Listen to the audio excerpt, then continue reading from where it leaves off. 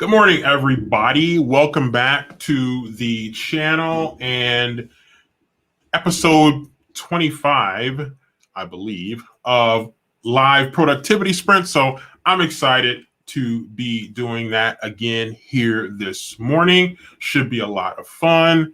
I have a couple of really cool projects that I'm going to be working on. Primarily, I'm going to be continuing this novel that I'm working on that is pushing up now on 50,000 words. Let me tally up here just to make sure that I'm not false selling here. Hold on a second. Let me tally up here. All right. Okay. Well, 48,174 words is where I'm at with this particular project. So I am in a really good place with that. And that's primarily what I'm going to be working on today. But I do have an outline for my 5-book series that I'm going to be starting this year. And I want to get, before I launch the series, I want to get at least the first 2 books written. So those are going to be my next priorities after I get done with this project. And maybe even while I'm working on this project, I'll see if I can get going with that series. So that's kind of where I'm at today. If you do come in, I'm wearing my hat because I need a haircut really bad and I need to do it. I didn't do it this morning because I chose to sleep in. And because I chose to sleep in, obviously, I wasn't able to trim up a little bit and look presentable. So I'm sorry if I look like a burglar with a black hat on and my black quarter zip here. But it is what it is. Necessity prompts us to do a great many things. So some good, some bad. All right, so I am going to get started here with some productivity sprints. So I'll just go for like 15 minutes at a time, and that's how I will get going. But yeah, I'm excited about this story. I'm setting the scene right now. It's a horror story, and I'm trying to raise the creepy factor exponentially right now. So I'm building tension right now because, most time you look at a horror story or a horror movie and, you're just basically, doing a body count, like, the bodies are just falling, let the bodies hit the floor. So I'm going to get to that part, of course, but I want to build the tension first. The creepy factor, I want to tease a supernatural type of thing that hopefully people will start to think is going on. So those are kind of the seeds that I'm going to be planting this really continuing in this particular session. So that's where I'm at. If you guys come in and you want to let me know what projects you're working on, those of you who come in, and if you have questions or comments, you can just go ahead and put them in the comment section and I'll get to them at some point for those of you who come in. And so again, those are the 2 projects that I'm going to be working on primarily. And I will do probably at least 3 15-minute writing sprints. So that's going to be the plan. And that's, I might actually go up to 20 at some point if I get on a little bit of a roll with some of the later sprints as time continues. So let me get the clock up, get the old familiar clock up there. And this will be number 1. It'll be productivity sprint number 1. Let me throw that up on the screen as well. So that's kind of what I'm going to be doing right now. And if you got any questions or comments, just go ahead and drop them in the comment section. I'll get to them when I can. And look forward to just having a good, productive hour to hour and a half of activity here. So that's where it's at. And I hope everybody else can be productive as well with whatever projects that you are working on. So that's kind of where we're at. And I'm going to go ahead and get going, hit the start button.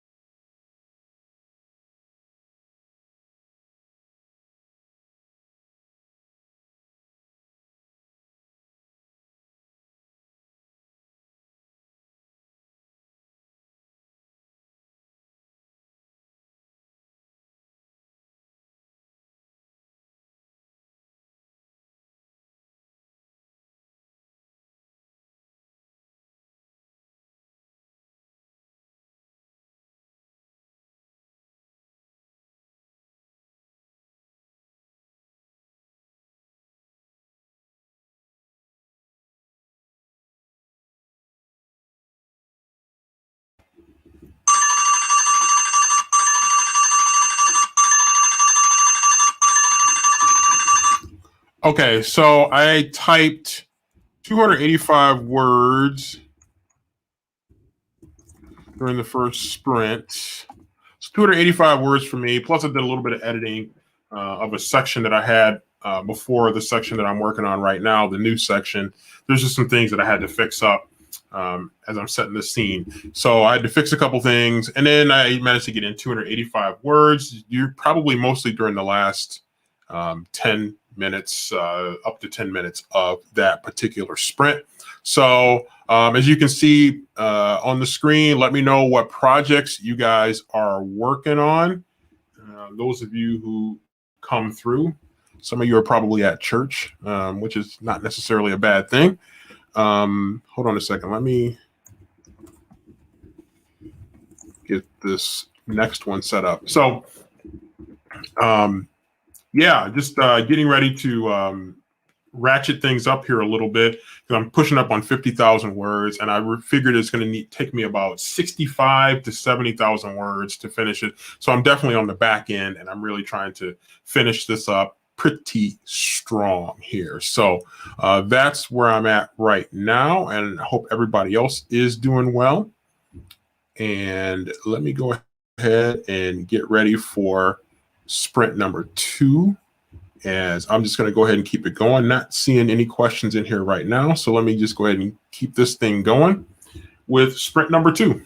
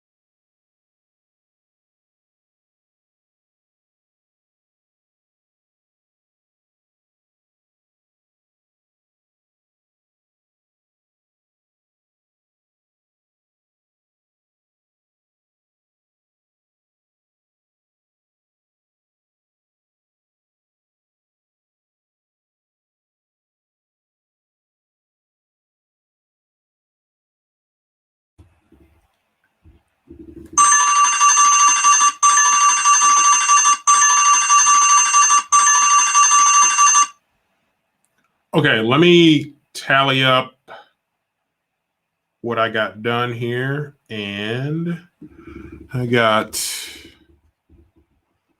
393 words written during that sprint. So pretty productive sprint for me, 393 words, which was very good.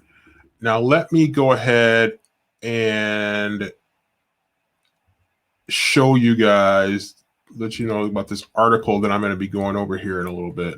I just got to find where I had it here. Hang on a second. Let me take that off of here. Bring it over here real quick.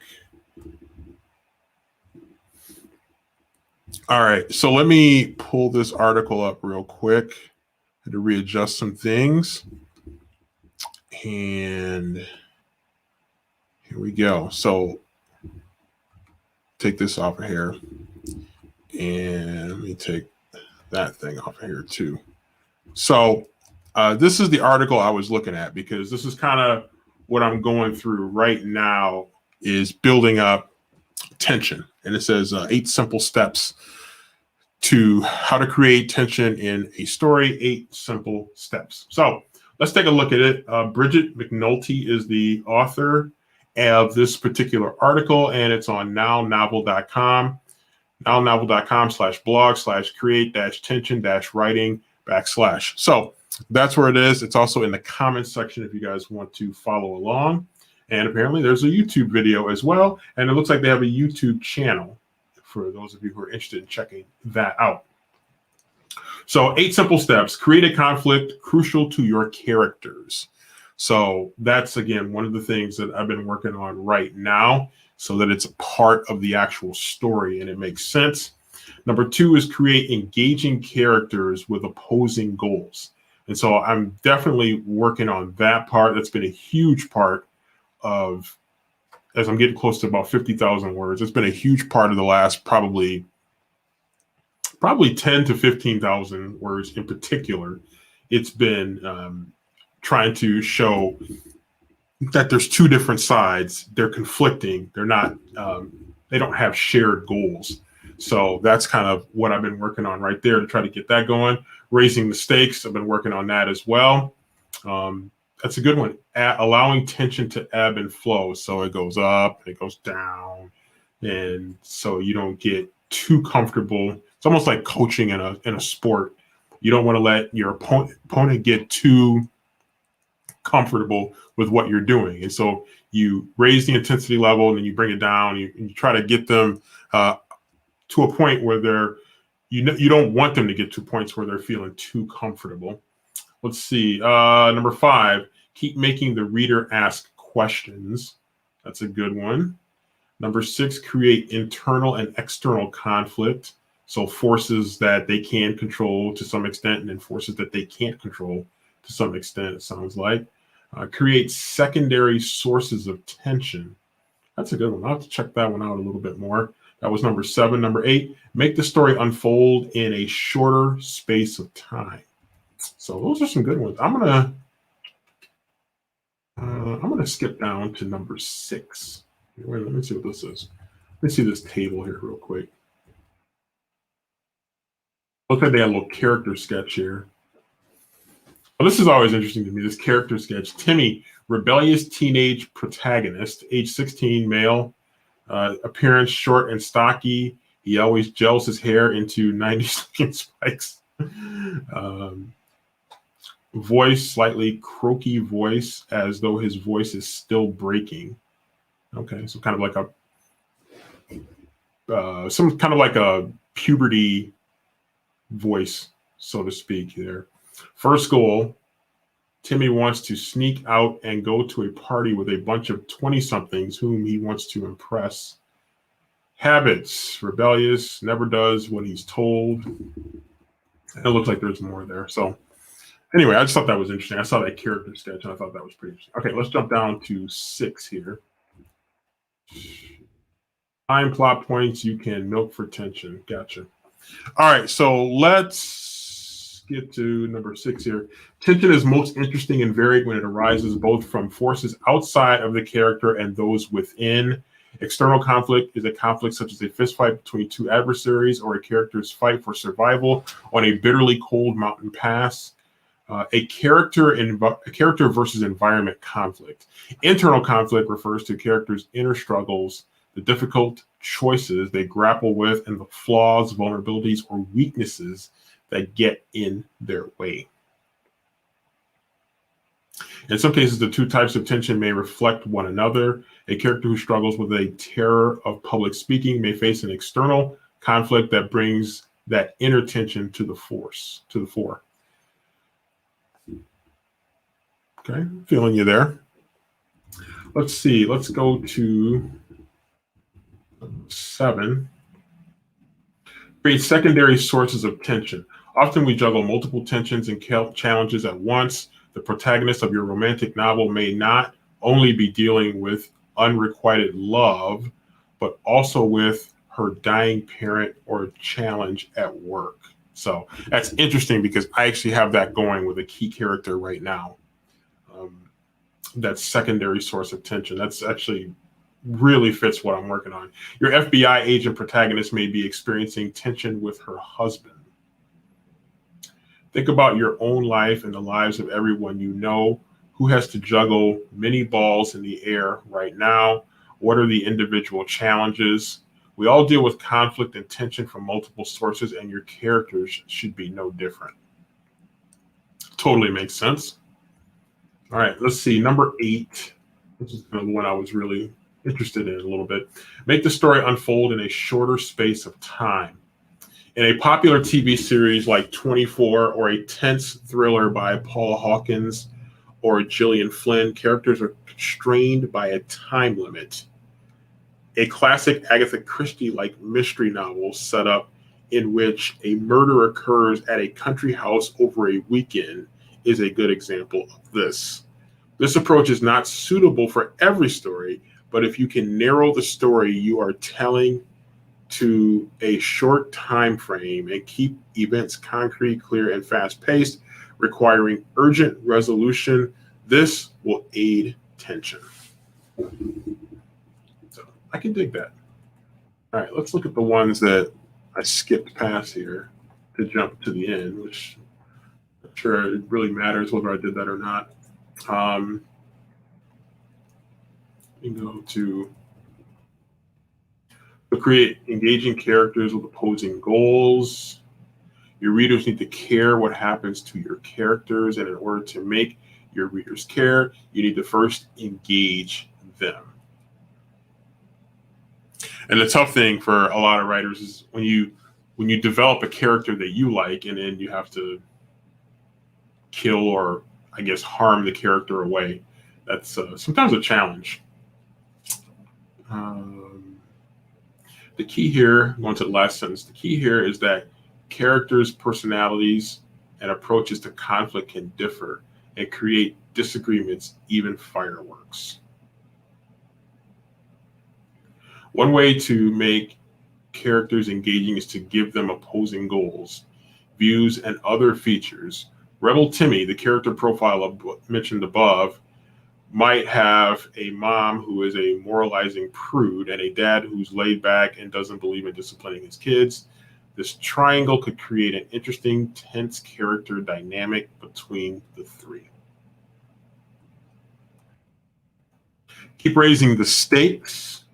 For narrative, suspense, and tension, your protagonist needs to try and fail a number of times, or if they succeed in reaching their goal at first try, adverse possible consequences need to lurk in the background. For example, Timmy might arrive at the party having snuck out undetected and notice his phone buzzing away with worried and or angry texts. The small sign tells us he isn't completely off the hook.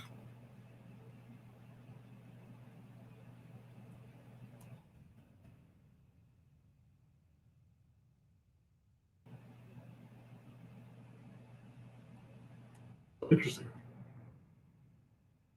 Allow tension to ebb and flow. You may be tempted to keep a constant stream of excitement. happening in order to ensure that the interest of your reader never flags. Yet this will, in fact, have the opposite effect. Not only do you need quiet periods to build things like character, but if it's all tension all the time, your readers will simply get worn out.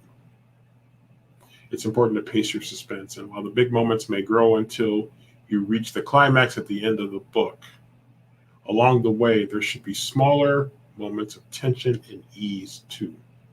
Good point. I think I'm striking that balance pretty well. So, anyway, those are some interesting little points there to consider in terms of building tension. That's something that made sense because that's exactly what I was working on here in this particular story that I'm writing right now. So, all right, with that, let's get into productivity sprint number 3. Okay, so get that up on the screen right there. And here we go.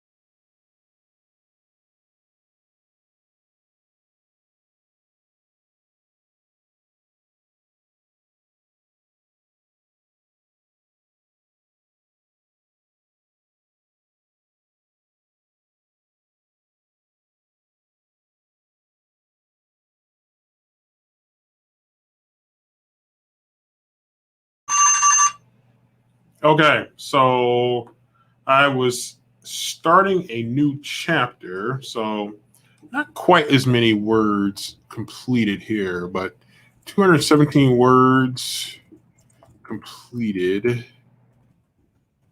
during that session. So a moderately productive session for myself. So 217 words, that was pretty good. Feeling good about that one as coming down toward the end. Got my 3 sprints in here today. So hope those of you who came in were able to be productive as well. And I'm in a good spot right now. Reading that article really helped in terms of building tension. It helped me to realize that I was on the right track with some things that I was doing, but there are some other things that I need to tweak a little bit to make sure that I'm on a good track there. So positive work done today. I do have probably at least one video that I'm going to film today for the channel for the week. I don't really have much of a reading wrap up. I was kind of busy this week, and so didn't really get as much reading done as I wanted to, but I'll still probably film the reading wrap up for this past week. So that's something that's on tap as well. So anyway, hope everybody has a good rest of their day, and keep up the good work with your writing or reading or whatever you're up to. Just stay as productive as possible along the journey. So I'll see you back next week, if not sooner. See you.